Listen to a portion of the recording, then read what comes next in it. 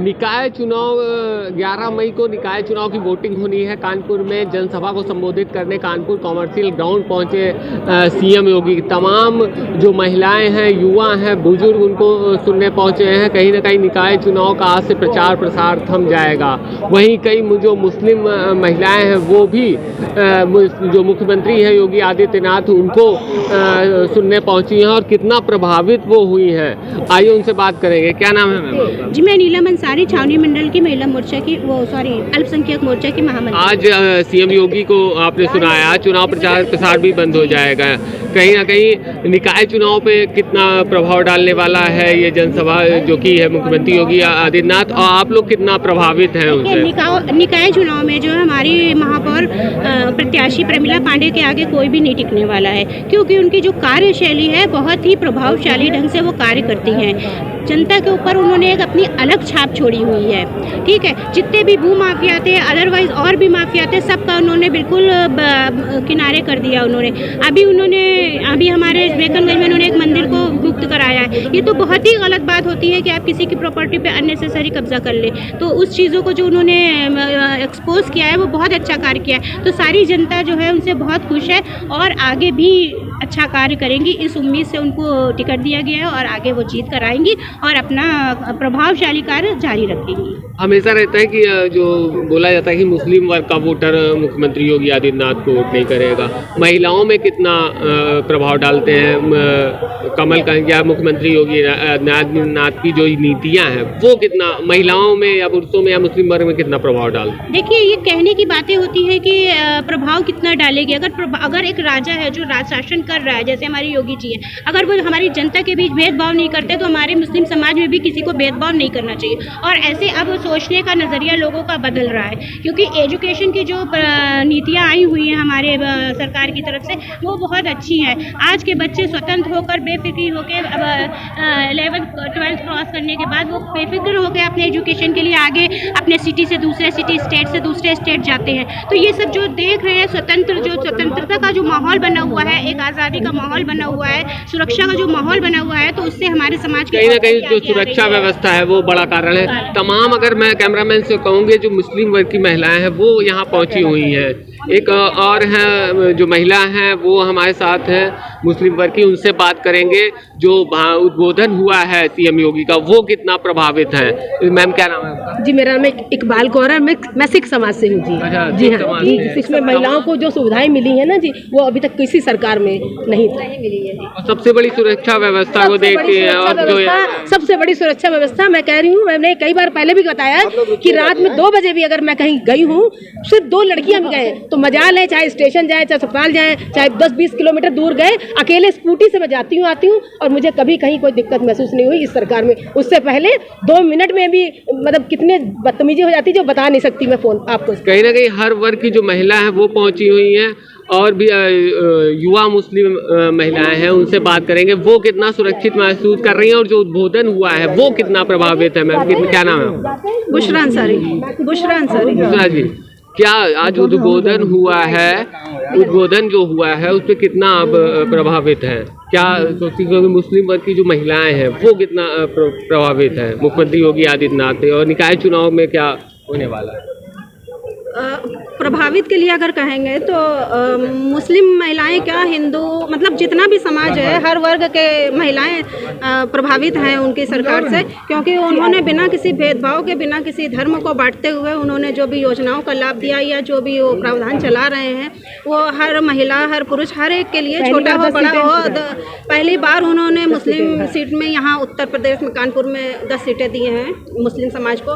तो हम चाहते हैं कि जिस तरह से सरकार हमारे साथ सहयोग कर रही है तो हम लोगों को भी खुल कर के सामने आना चाहिए और उनका सहयोग करना चाहिए। ये बड़ी बात है, 10 सीटें हैं जो वो मुस्लिम वर्ग को दी गई हैं। और महिलाएं हम उनसे बात करें। क्या है मैम आपका? नाज़िया अंसारी। अंसारी, आज उद्बोधन हुआ है मुख्यमंत्री योगी आदित्यनाथ का, कितना प्रभावित हैं आप उनसे? बहुत ज़्यादा। क्या महिलाओं के लिए क्या वजह है जो महिलाएं जो है हर वर्ग की महिलाएं जो पसंद करती हैं आगे योगी आदित्यनाथ की सरकार को, उनके कार्यकाल को? सबसे पहले महिला आधी रात में भी अगर वापसी भी कहीं करना चाहेंगे तो महिला आ सकती है, सुरक्षित है। और महिला, हम लोग यही चाहते हैं हमेशा योगी सरकार की जय जयकार।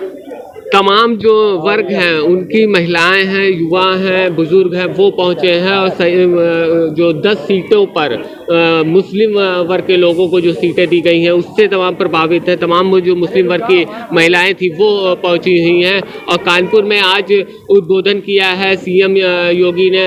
मुख्यमंत्री योगी आदित्यनाथ ने 9 तारीख आज से चुनाव जो प्रचार है वो थम जाएगा। 11 मई को दूसरे चरण में वोटिंग होनी है। निश्चित तौर पर बहुत महत्वपूर्ण ये जनसभा हो जाती है निकाय चुनाव के जो निर्णय आने वाले हैं, क्योंकि 13 तारीख को मतगणना होनी है। 13 तारीख को जो निर्णय आने वाले हैं, 11 तारीख को जो वोटिंग है वो तमाम जो ये जनसभा योगी ने मुख्यमंत्री योगी आदित्यनाथ ने 9 तारीख आज से चुनाव जो प्रचार है वो थम जाएगा। 11 मई को दूसरे चरण में वोटिंग होनी है। निश्चित तौर पर बहुत महत्वपूर्ण ये जनसभा हो जाती है निकाय चुनाव के जो निर्णय आने वाले हैं, क्योंकि 13 तारीख को मतगणना होनी है। 13 तारीख को जो निर्णय आने वाले हैं, 11 तारीख को जो वोटिंग है वो तमाम जो ये जनसभा हुई है वो कहीं ना कहीं बहुत महत्वपूर्ण हो जाती है दूसरे चरण के चुनाव के लिए। कैमरा पर्सन शुभम के साथ आशीष तिवारी, प्राइम न्यूज, कानपुर।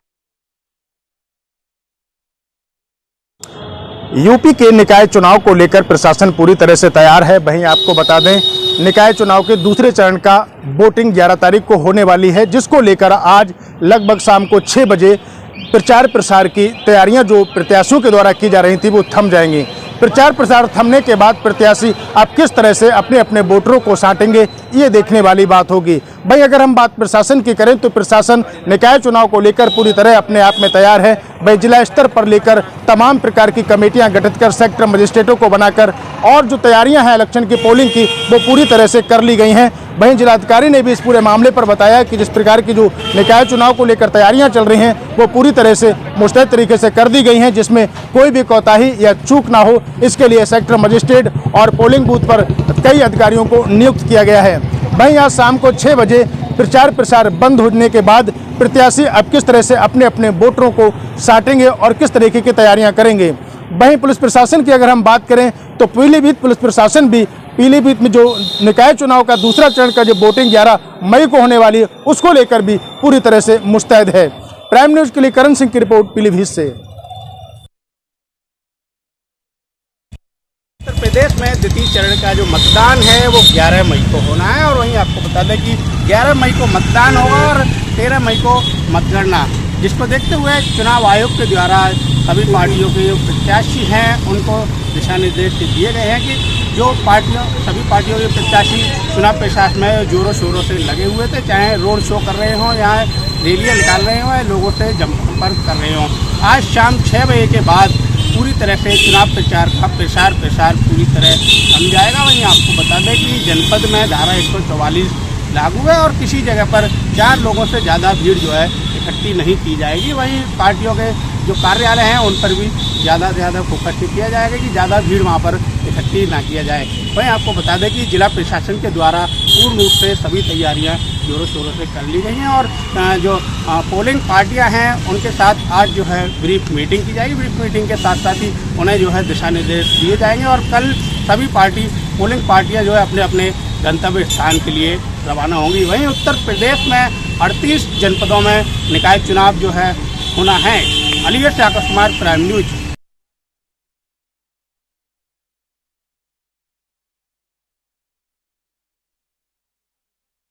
सीटों पर चुनाव है, दूसरे चरण का चुनाव है जो कि लगातार आज से प्रचार प्रसार शाम 6 बजे से थम जाएगा, जिसको लेकर पार्टियों ने सभी अपने दांव पेच खेल रहे हैं और सभी पार्टियों ने अपनी अपनी ताकत झोंक रही है। एक तरफ बात कर ले अगर बसपा की तो वो भी भारी है और सपा भी भारी है चित्रकूट से। उधर दूसरी तरफ मुख्यमंत्री योगी आदित्यनाथ आज चित्रकूट भाजपा की तरफ से प्रचार कर रहे हैं, भारतीय जनता पार्टी की तरफ से, जो कि नगर पालिका है। एक नगर पालिका चित्रकूट में 3 नगर पंचायत हैं, जिसको लेकर आज वो जनसभा को संबोधित कर रहे हैं और वोटरों से अपील करेंगे वोटरों के लिए भारतीय जनता पार्टी को लेकर। कहीं न कहीं आपको बता दें जिला प्रशासन ने 144 धारा लागू कर दिया है और जिले में 144 धारा लागू है। कहीं न कहीं 4-6 लोग इकट्ठा न हो जिसके कारण जिला प्रशासन को कार्रवाई न करना पड़े, इसको लेकर जिला प्रशासन ने सख्त है। आपको बता दें आज जिला प्रशासन शाम को बैठक करेगा काउंसलिंग वोटिंग को जिन पार्टी को रवाना होना है और 11 मई को मतदान होगा, जिसको लेकर जिला प्रशासन ने तैयारी पूर्ण कर ली है। अभी यही देखना है कि जिस काउंसलिंग पार्टी और मशीन जैसे ही खराब हो जाए उसको काउंसलिंग पार्टी को रवाना करेंगे। इसको लेकर प्रशासन ने पूरी तरह से तैयारी पूरी कर ली है और जो कि यहाँ पर प्रत्याशी हैं उनको किसी प्रकार से जन सैलाब के लिए अनुमति अब नहीं दी जा रही है। शाम 6 बजे से प्रचार प्रसार थम जाएगा। उसको लेकर अगर कोई भी व्यक्ति प्रचार प्रसार पाया जाता है तो उसके खिलाफ कड़ी से कड़ी कार्रवाई की जाएगी। Monu Dwivedi, Prime News, Chitrakoot.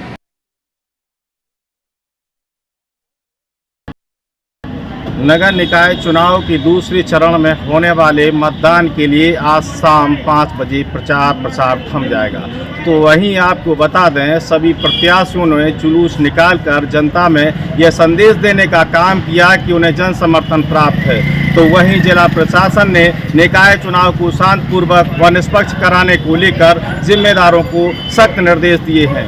जिला प्रशासन चाहे जुलूस हो या जनसभा सभी पर अपनी पैनी नज़र रखे है। इसके साथ ही लगातार जनपद में नगर पालिका क्षेत्र हो या नगर पंचायत सभी जगहों पर पुलिस बल व पैरामिलिट्री के साथ जिलाधिकारी औरैया PC श्रीवास्तव व पुलिस अधीक्षक औरैया चारू निगम फ्लैग मार्च कर लोगों से संवाद कर उन्हें सुरक्षा का भरोसा दे रही हैं। जिला प्रशासन ने शांतिपूर्ण व निष्पक्ष चुनाव कराने को लेकर अपराधियों के खिलाफ सलाह-बदर की कार्रवाई भी की है। वहीं आपको बता दें कि दूसरे चरण के होने वाले चुनाव के लिए आज चुनाव प्रचार थम जाएगा। इसके बाद कोई भी प्रत्याशी चुनाव प्रचार न कर सके और न ही किसी को प्रलोभन दे सके, इस पर भी जिला प्रशासन की पैनी नज़र देखी जा रही है। Awadhesh Awasthi, Prime News, Auraiya.